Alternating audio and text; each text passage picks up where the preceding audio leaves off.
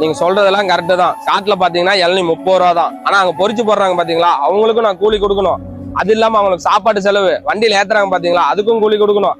அங்க இருந்து வண்டியில வச்சு கொண்டு வரோம் பாத்தீங்களா, மொத்தமா பாத்தீங்கன்னா இளநீ 45 ரூபா வருண்ணே. எனக்கு கிடைக்கிறதே ஒரு இளநீல 9 ரூபாயில இருந்து 10 ரூபா தான் கிடைக்கும். அதுலயும் குறைச்சு கேட்டா எப்படின்னு? அண்ணே குடிக்க தண்ணி மட்டும் கொடுங்கண்ணே, ரொம்ப தாகமா இருக்குண்ணே.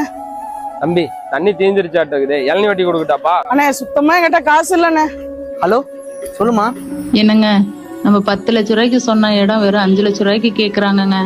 என்னங்க பண்ணலாம்? இல்லப்பா குடிப்பா. அண்ணே ரொம்ப நன்றிண்ணே. சரிம்மா நான் வந்து பேசிக்கிறேம்மா.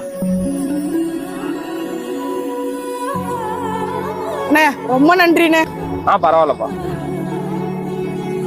அண்ணா நீங்க சொன்ன வழிக்கு ஒரு 10 இளநீ வெட்டிருங்கண்ணே.